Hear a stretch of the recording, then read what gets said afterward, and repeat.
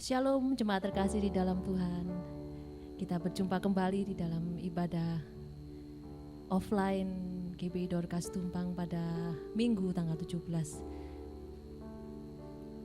Mari kita mulai ibadah kita pada pagi hari ini dengan doa. Bapa kami yang bertahta dalam kerajaan surga, kami sungguh bersyukur, kami sungguh berterima kasih Tuhan. Kemurahan-Mu lebih dari hidup Bapa, kebaikan-Mu melimpah buat setiap kami. Terima kasih buat setiap penyertaan-Mu, terima kasih buat setiap pemeliharaan-Mu hari lepas hari Tuhan. Engkau tidak pernah meninggalkan kami Bapa.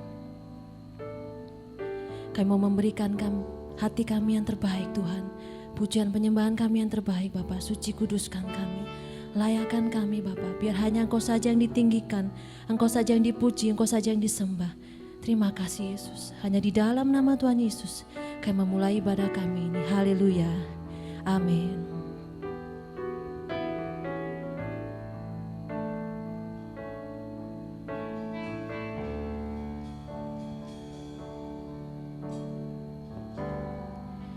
Kuasa-Mu terlebih besar, Tuhanku terlebih besar. Tak pernah terlambat janji-Mu ya Tuhan, menolong hidupku.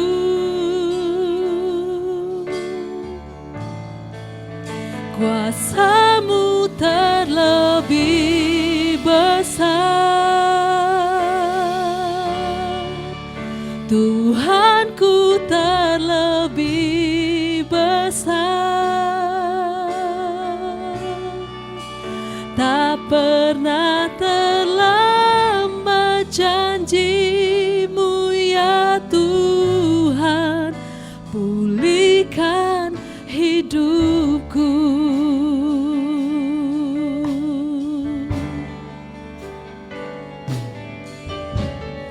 Hanya Kau Tuhan penolongku,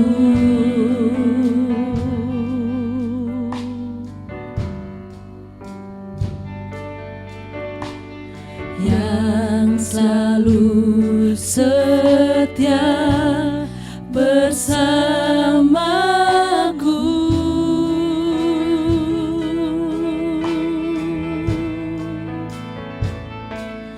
Kasih-Mu yang sanggup mengubah kehidupanku. Sungguh kami percaya, sungguh ku berserah, sungguh ku percaya, kuasa-Mu terlebih besar, Tuhanku terlebih besar. Tak pernah terlambat janji-Mu ya Tuhan, menolong hidupku. Kuasa-Mu terlebih besar, terlebih besar, Tuhanku terlebih besar.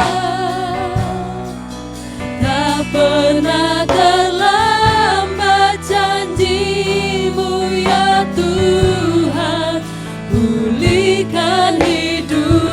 Kuasa-Mu terlebih besar, terlebih besar. Haleluya, Tuhanku terlebih besar. Tak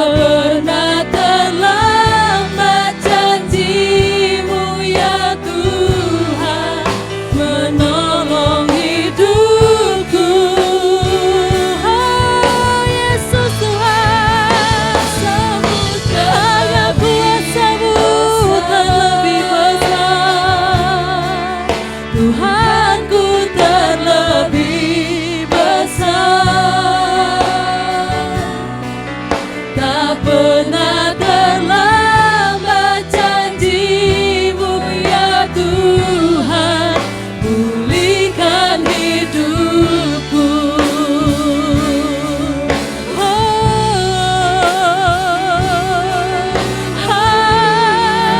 Haleluya, Engkau segalanya buat kami ya Tuhan.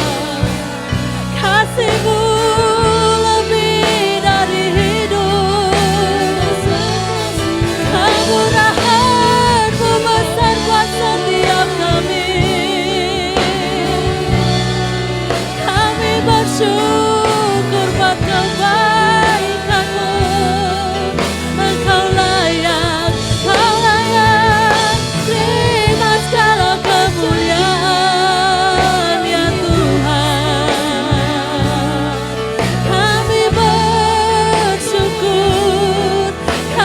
bersyukur Tuhan, terpujilah nama-Mu ya Allah. Engkau segalanya buat kami, Engkau layak terima segala pujian.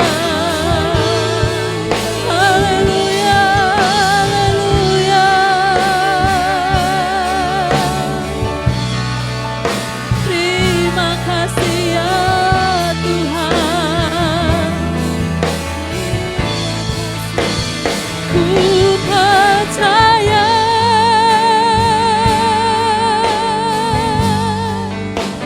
Kau bekerja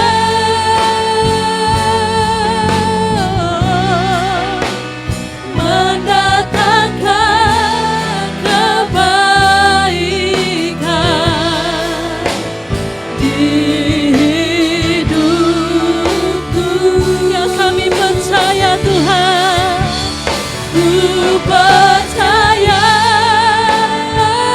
Kau datangkan kebaikan, Kau bekerja, haleluya, mendatangkan kebaikan,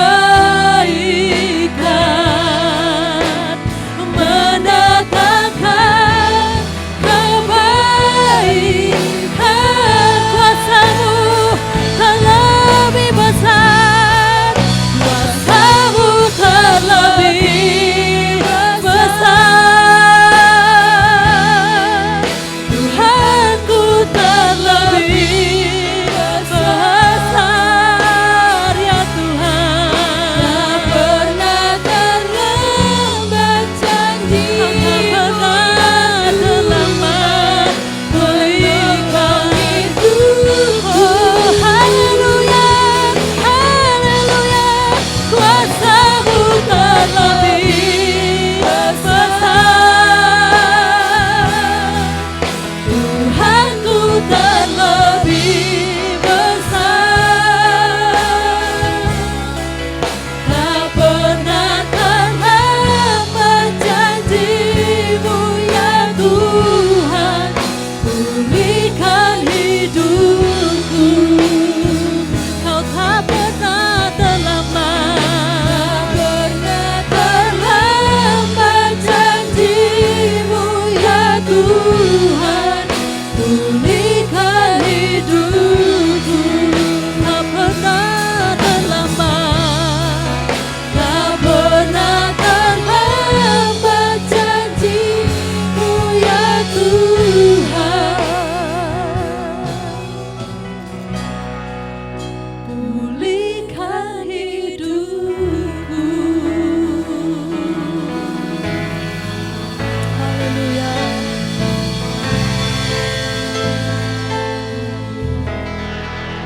Amin. Berikan sorak-sorai yang terbaik buat Tuhan kita. Dia Allah yang dahsyat, Dia Allah yang berkuasa. Haleluya.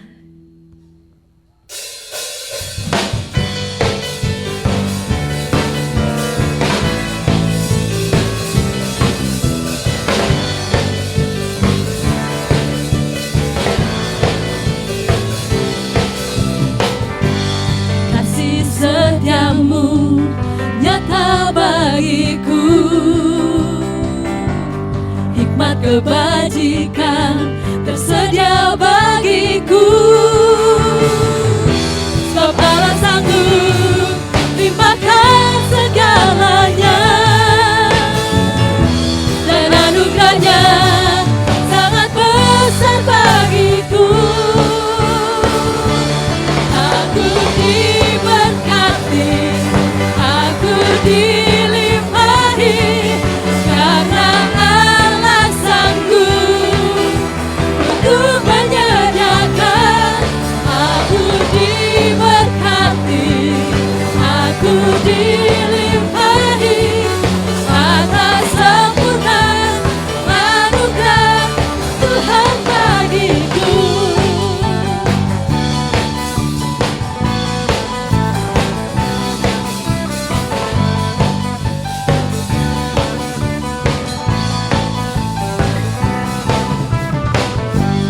Kasih setiamu nyata bagiku, hikmat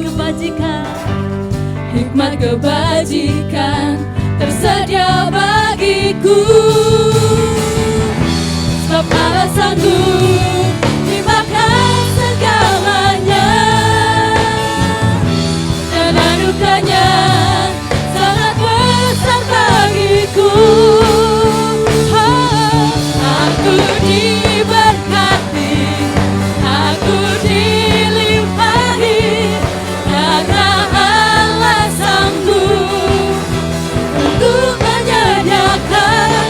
Aku diberkati, aku dilimpahi atas sempurna anugerah Tuhan bagiku. Aku diberkati, aku dilimpahi, karena Allah sanggup untuk menyediakan. Aku diberkati, aku dilimpahi atas sempurna anugerah Tuhan bagiku.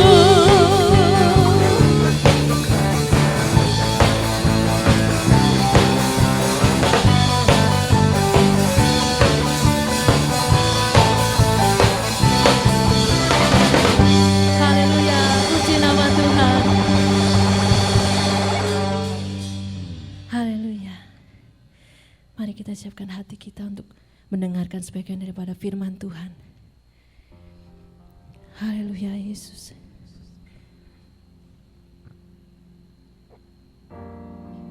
Engkau sumber kekuatan kami Tuhan.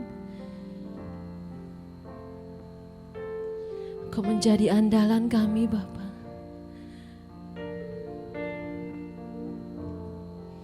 Terima kasih Tuhan.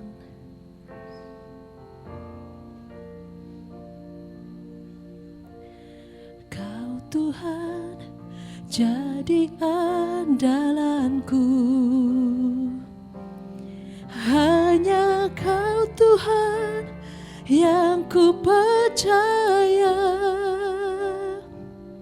Di saat aku sudah tak mampu, hanya Yesus sanggup melakukannya. Hanya Kau Tuhan.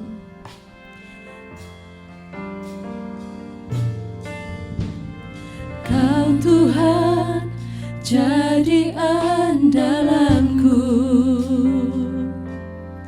hanya Kau Tuhan yang ku percaya. Di saat aku sudah tak mampu, hanya Yesus sanggup melakukannya. Aku percaya ada mujizat. Aku percaya Tuhanku dahsyat. Perbuatan ajaib telah disertai kerjakannya. Aku percaya ada mujizat.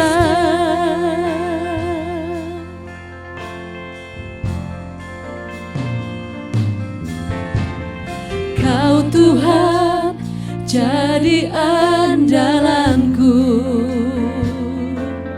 hanya Kau Tuhan yang ku percaya. Di saat aku sudah tak mampu, hanya Yesus sanggup melakukannya. Aku percaya, aku percaya ada mujizat. Aku percaya Tuhanku dahsyat, perbuatan ajaib telah dikerjakannya. Aku percaya ada mujizat. Aku percaya ada mujizat. Aku percaya Tuhanku dahsyat, perbuatan ajaib telah disediakannya.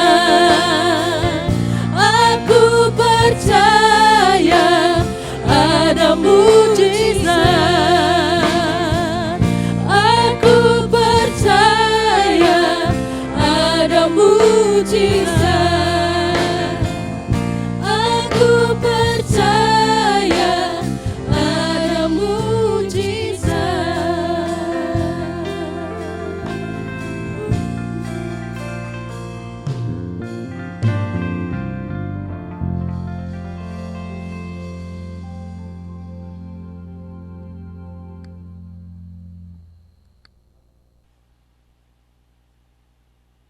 Mari kita berdoa bersama-sama. Terima kasih Bapa di dalam kerajaan surga yang kami kenal di dalam nama Tuhan Yesus Kristus.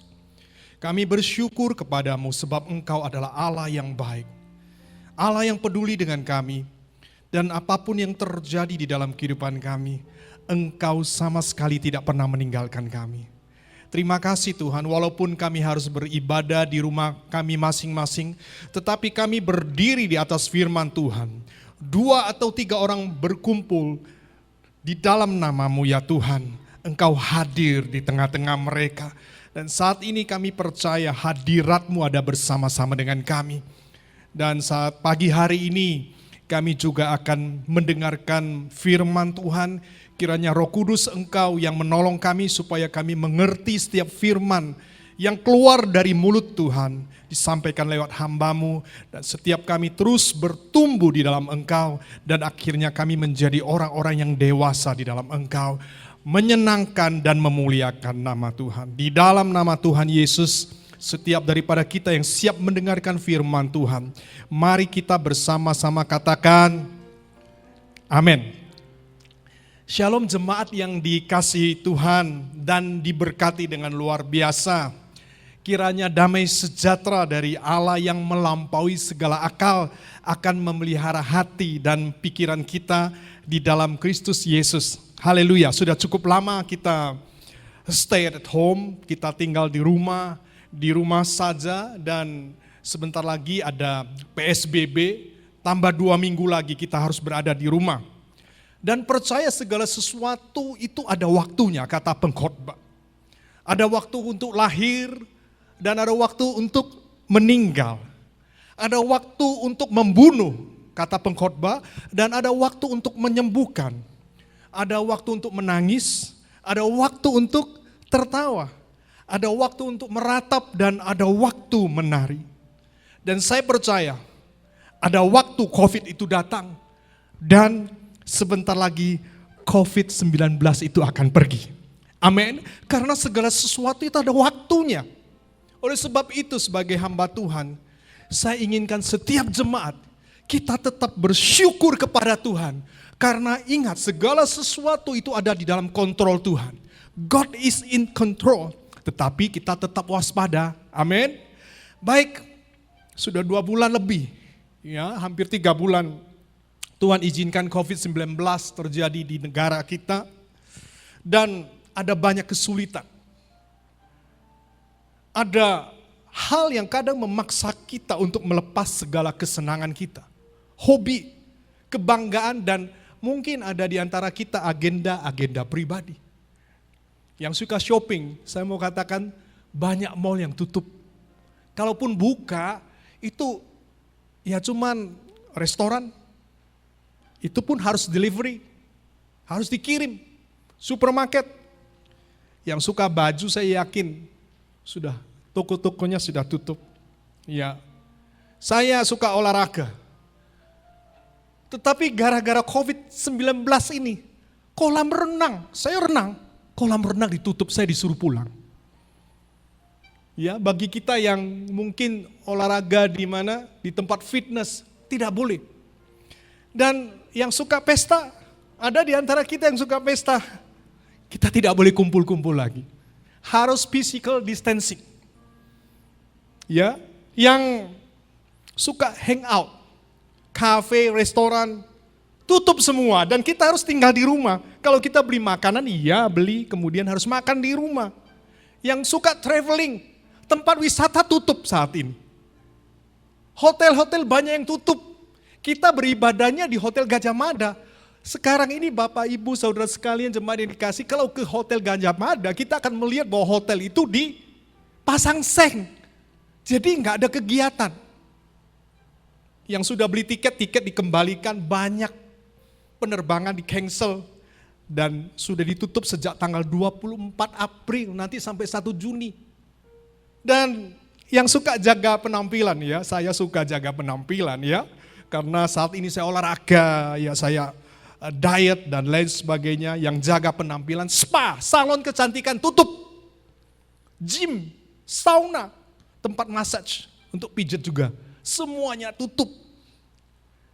Dan bagi kita anak-anak Tuhan, perhatikan. Yang memberhalakan pelayanan dan gedung gereja yang megah. Sekarang pertemuan ibadah tidak diizinkan. Hingga nanti rantai COVID ini putus baru boleh ibadah lagi. Tadi sempat bicara sama Mami, mungkin tanggal 7 Juli. Saya katakan saya masih belum tahu. Ya karena kenapa? Tidak ada yang pasti saat ini. Gedung gereja tutup dan kita harus live streaming. Dan pertanyaan saya saat pagi hari ini, Bapak Ibu Saudara sekalian jemaat yang dikasihi Tuhan. Apa sih maksud Tuhan? Apa maksud kehendak Tuhan mengizinkan hal tersebut terjadi? Coba kita perhatikan ketika belum ada COVID ini, ayo doa orang percaya itu seperti apa?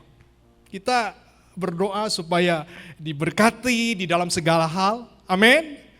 Segala sesuatu bisa lancar, itu kan maunya kita. Dijauhkan dari sakit penyakit dan malapetaka, itu adalah doa-doa kita. Ternyata ketika wabah COVID-19 terjadi, apa doanya? Apa doa orang-orang percaya? Ternyata sama. Kita tetap minta-minta supaya dilindungi oleh Tuhan. Dijauhkan dari sakit penyakit khususnya COVID-19 ini. Kita berdoa supaya COVID-19 cepat berlalu. Tidak ada bedanya antara sebelum COVID terjadi dan COVID sedang terjadi. Apa yang kita lakukan? Doa-doa kita sama, padahal jemaat yang dikasihi Tuhan. Tuhan mempunyai sebuah kehendak yang besar. Supaya anak-anaknya ini menjadi peka, menjadi lebih dewasa. Karena saat ini ada hal yang esensi, yang lebih penting yang Tuhan sedang ajarkan. Supaya anak-anaknya menuju next level dan akhirnya mengerti kehendak Tuhan. Yang mengerti katakan amin. Jangan sampai kita menjadi anak-anak Tuhan yang hanya mengikuti arus saja. Tetapi saat pagi hari ini yang Tuhan rindukan supaya setiap daripada kita mengerti kehendak Tuhan. Apa yang sedang terjadi, Tuhan punya kehendak. Dia punya maksud, dia punya rencana. Baik, renungan pada saat pagi hari ini akan saya beri judul Mengerti Kehendak Tuhan. Jadi ucapan Yesus Tuhan, jadilah kehendakmu, terdapat 2 kali di dalam Alkitab. Berapa kali? 2 kali. Yang pertama ada di dalam doa Bapa kami, jadilah kehendakmu. Dan yang kedua ketika Yesus ada di Taman Getsemani. Waktu itu dia mau menolak cawan, tetapi dia berkata apa? Biar kehendakmu yang jadi. Pertanyaan saya, mengapa Yesus mengatakan kepada Bapa di surga, jadilah kehendakmu? Mengapa bisa terjadi? Karena Yesus tahu bahwa kehendak Bapa yang ada di surga itu adalah kehendak yang paling baik. Amin. Kehendak Bapa di surga adalah kehendak yang paling baik. Kalau kita membaca di dalam Mazmur 115 ayat 3, firman Tuhan berkata, Allah kita di surga, Ia melakukan apa yang dikehendakinya. Allah kita adalah Allah yang berdaulat. Dia bisa melakukan apa saja menurut kehendaknya. Tetapi puji Tuhan, kita harus ingat bahwa setiap kehendak Allah adalah yang terbaik. Dan dia tidak pernah salah di dalam setiap keputusannya. Keputusannya adalah sebuah keputusan yang benar. Tetapi permasalahannya adalah satu. Kita manusia sering tidak dapat menyelami pekerjaan yang dilakukan Allah. Dari awal sampai akhir, kata pengkhotbah. Saat ini kalau terjadi COVID-19, apa yang keluar dari mulut kita? Saya yakin dan percaya bahwa banyak orang percaya mengatakan, Tuhan mengapa hal itu terjadi? Menimpa para hamba Tuhan yang senior dan mereka harus meninggal. Kemudian orang-orang yang tidak tahu apa-apa, mengapa mereka menderita COVID-19 dan banyak yang meninggal. Saya mau bertanya, siapa di antara kita yang bisa menyelami apa yang dilakukan oleh Allah dari awal sampai akhir dalam kehidupan Yusuf? Kalau kita baca, kita mengerti. Ingat ketika saudara-saudaranya iri dan hendak membunuh dia. Ya, waktu itu Ruben berusaha melepaskan Yusuf. Dia menyuruh saudaranya untuk memasukkan ke dalam sumur. Kemudian dijual kepada orang Ismail dengan harga 20 sikal. Dan kemudian dibeli oleh Potifar. Dan apa yang terjadi ketika di rumah? Kita tahu. Dia difitnah. Dimasukkan dalam penjara. Di penjara dia berjumpa dengan juru roti dan juru minum. Dia menerjemahkan mimpi mereka. Tetapi dia tetap dilupakan. Saya mau bertanya, kondisi seperti itu. Saat itu apa kita bisa melihat bahwa kehendak Allah itu baik di dalam kehidupan Yusuf? Pasti tidak. Saya yakin Yusuf di dalam hatinya dia mengatakan, kenapa hal itu bisa terjadi di dalam kehidupanku? Saya yakin ada satu titik dia merasa bahwa Allah tidak memperhatikan dia. Tetapi kalau kita melihat secara keseluruhan, kita melihat akhir daripada kehidupan Yusuf, kita tahu Tuhan berkehendak yang terbaik. Yusuf diangkat menjadi mangku bumi. Dan bukan itu saja, kita melihat bahkan lebih jauh lagi seluruh bangsa Israel dipelihara lewat kejadian tersebut. Baca di dalam Kejadian 50 ayat 20. Memang kamu telah mereka-rekakan yang jahat terhadap aku, tetapi Allah telah mereka-rekakannya untuk kebaikan dengan maksud melakukan seperti yang terjadi sekarang ini, yaitu memelihara hidup suatu bangsa yang besar. COVID-19, Tuhan punya kehendak. Amin. Kalau Tuhan punya kehendak, Tuhan izinkan. Berarti Tuhan punya maksud yang baik. Bisa terjadi di dalam kehidupan Yusuf, juga bisa terjadi di dalam kehidupan kita sebagai orang percaya. Ingat bahwa kehendak Tuhan adalah yang terbaik. Dan dia tidak pernah salah di dalam keputusannya. Masalahnya sekali lagi kita kadang tidak bisa menyelami pekerjaan daripada Allah mulai awal sampai akhir.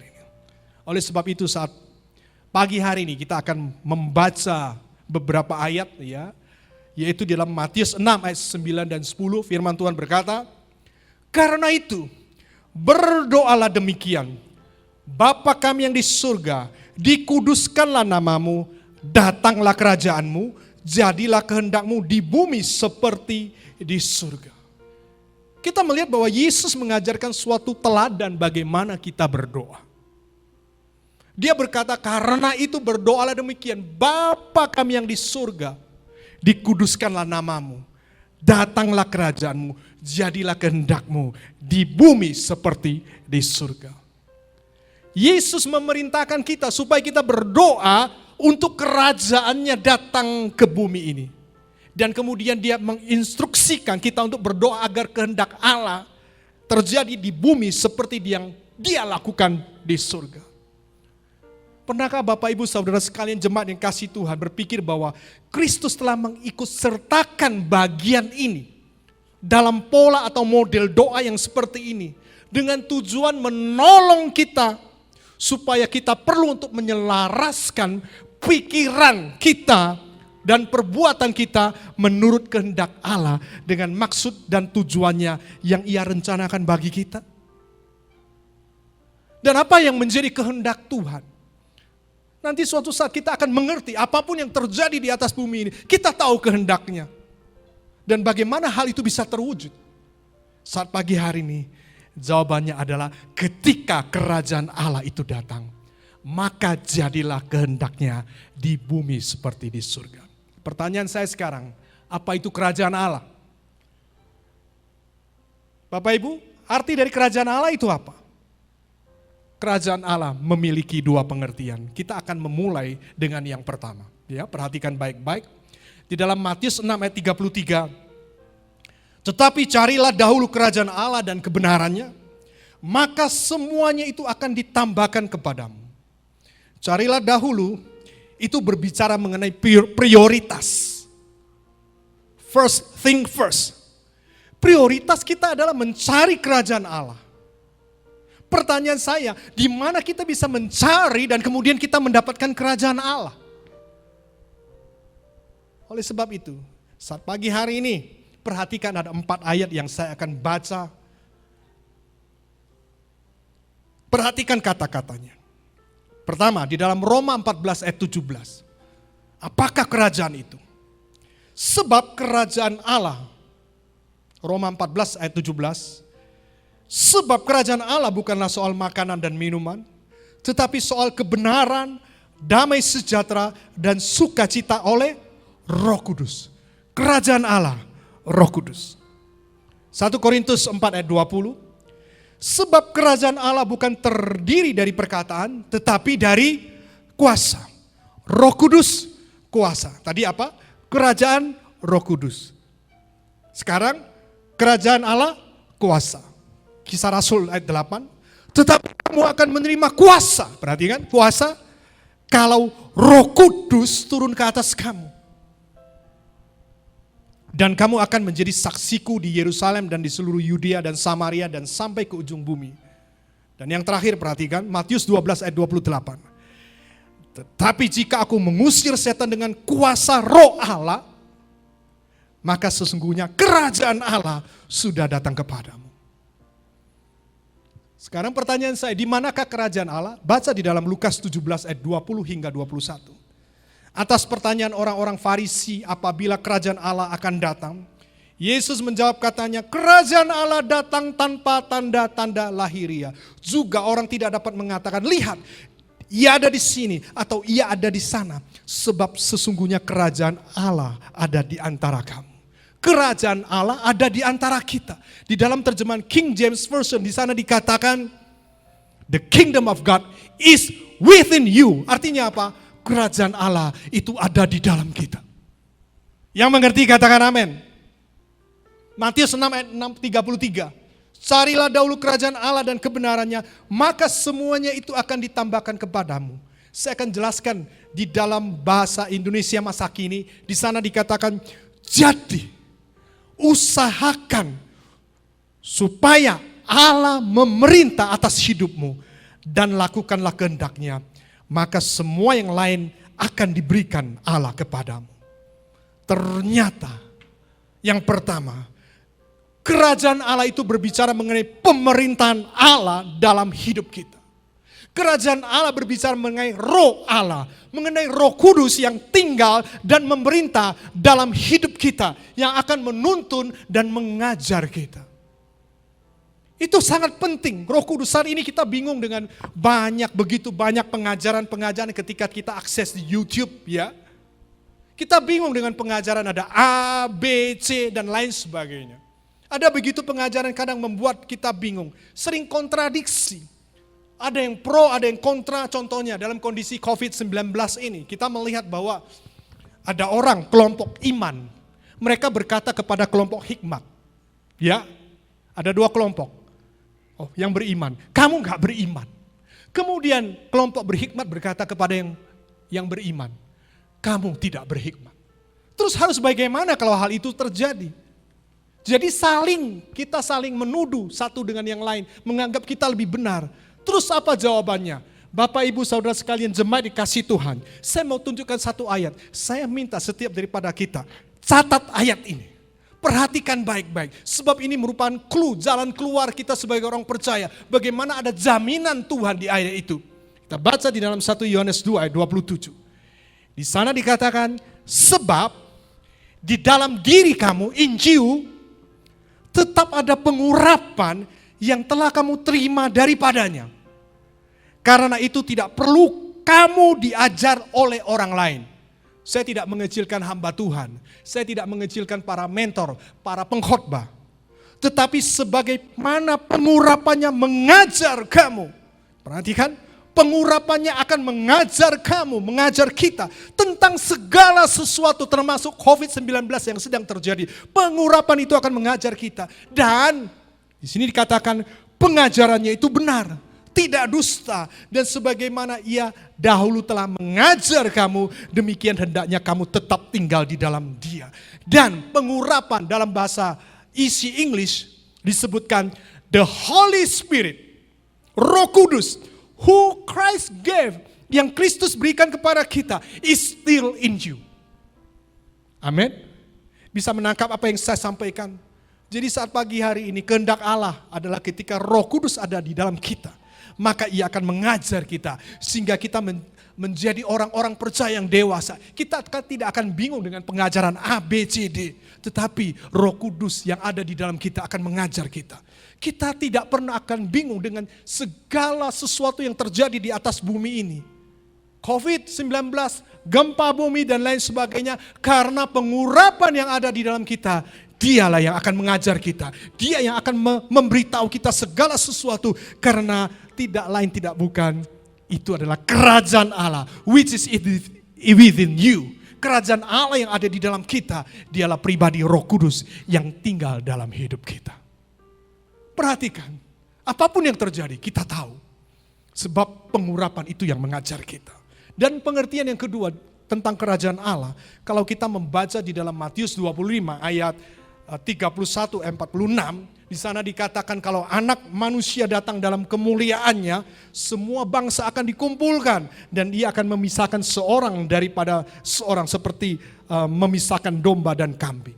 Dan kemudian kita akan membaca di dalam Matius 25 ayat 34 di dalam terjemahan BIMK, di sana dikatakan, kemudian raja itu berkata kepada orang-orang yang di sebelah kanannya, marilah kalian yang diberkati oleh Bapakku, masuklah ke dalam kerajaan. Perhatikan, masuklah ke dalam kerajaan yang disediakan bagimu sejak permulaan dunia. Sebab ketika aku lapar, engkau beri aku makan. Ketika aku haus, engkau beri aku minum. Ketika aku orang asing, engkau memberi aku tumpangan. Ketika aku telanjang, engkau berikan aku pakaian. Ketika aku sakit, engkau besuk aku. Dan ketika di penjara, engkau mengunjungi aku. Dan mereka berkata, Tuhan, kapan aku lakukan? Kami lakukan Tuhan, kapan? Dan Tuhan katakan, ketika engkau melakukan yang bagi saudaraku yang paling hina ini, engkau melakukannya bagiku. Dan yang saya tekankan bukan perbuatan yang dilakukan oleh orang benar, tetapi ada kerajaan yang disediakan Tuhan bagi mereka yang melakukan kehendak Tuhan. Jadi kerajaan yang kedua, di dalam pengertian yang kedua, adalah perwujudan secara fisik nanti kerajaan itu di langit dan bumi baru di dalam kekekalan. Jadi kehendak Allah sekali lagi, yang pertama, supaya setiap daripada kita dipenuhi dan dipimpin oleh Roh Kudus, sehingga suatu saat pada akhirnya kita akan masuk ke dalam kerajaannya dalam perwujudan fisik di langit dan bumi yang baru di dalam kekekalan nanti. Luar biasa janji firman Tuhan. Kalau kita mengerti kehendaknya, kita tidak akan perlu takut lagi menghadapi apapun yang ada di bumi ini. Amin. Itu yang pertama. Dan kita akan melihat poin yang kedua di dalam Matius 26 ayat 36 hingga ayat 42, agak panjang, tetapi saya akan bacakan. Maka sampailah Yesus bersama-sama murid-muridnya ke suatu tempat yang bernama Getsemani. Lalu ia berkata kepada murid-muridnya, duduklah di sini sementara aku pergi ke sana untuk berdoa. Dan ia meminta Petrus dan kedua anak Zebedeus sertanya. Maka mulailah ia merasa sedih dan gentar. Lalu katanya kepada mereka, hatiku sangat sedih, seperti mau mati rasanya. Tinggallah di sini dan berjaga-jagalah dengan aku. Maka ia maju sedikit, lalu sujud dan berdoa katanya, ya Bapakku, jikalau sekiranya mungkin, biarlah cawan ini lalu daripadaku. Tetapi janganlah seperti yang ku kehendaki, melainkan seperti yang engkau kehendaki. Setelah itu ia kembali kepada murid-muridnya dan mendapati mereka sedang tidur. Dan ia berkata kepada Petrus, tidakkah kamu sanggup berjaga-jaga 1 jam dengan aku?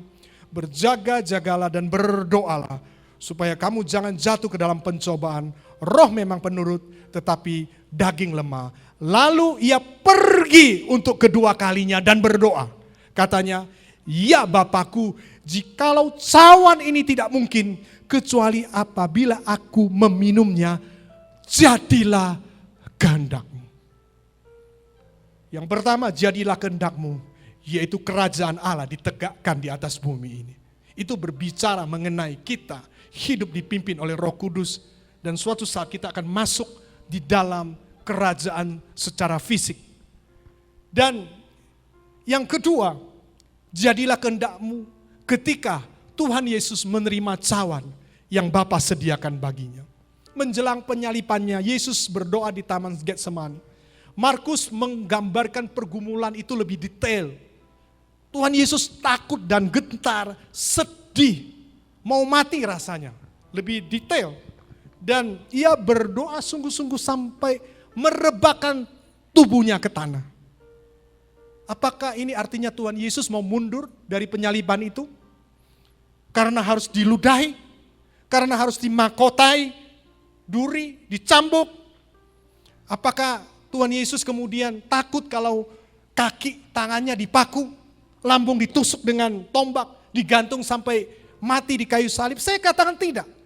Karena Yohanes 12 ayat 27 berkata, sekarang jiwaku terharu, dan apakah yang akan kukatakan? Bapa, selamatkanlah aku dari saat ini. Tidak, sebab untuk itulah aku datang ke dalam saat ini. Ayat ini membuktikan bahwa Tuhan Yesus tidak takut terhadap penderitaan fisik.